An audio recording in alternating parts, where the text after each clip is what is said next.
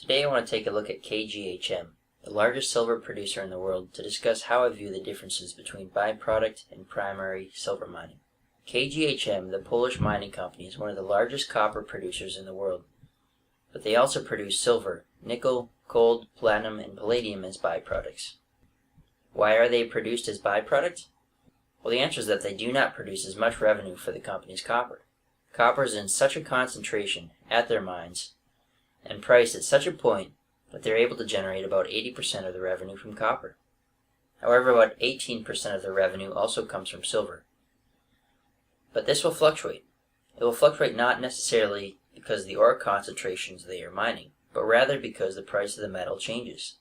Take a look at this chart. As the price of metal got higher, it generated more revenue and in return more profits for the company. As the price of silver dropped, profits per ounce as well as percent revenue generated for the company from silver dropped. And just in case you are curious, ounces produced have remained pretty much constant. So here's the basic outline of revenue for KGHM during 2012. The vast majority of their money clearly comes from copper. If silver had been $150 or so, KGHM would be a primary silver miner. Not because of the metal in the ground, but because of the percent revenue generated.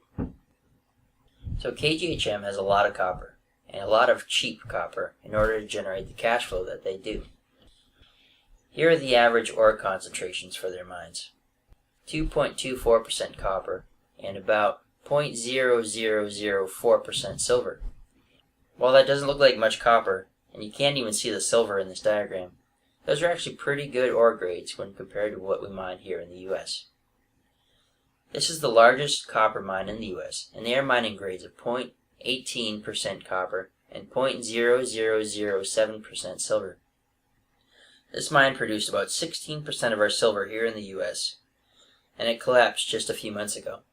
So KGHM is both intact and yielding copper at pretty good grades for what is available to us in the year 2013. It seems that just about every mine left is very energy demanding and very sensitive to energy prices. But to get back to the point of this video, if silver is 18% of the company based on revenues, should silver also be 18% of the costs? My answer is yes, and that is how I treat it. A very smart gentleman commented on my last video saying that my numbers that I present in my videos are wrong because I didn't dig through the spreadsheets on how much oil is used and all the details that would lead to a relatively accurate estimate of the price to produce an ounce of silver. However, doing that would also not lead me to the total cost to run a mining company.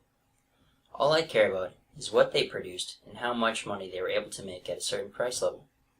I also disperse all mining costs of the company to the metals based on the amount of revenue they generate.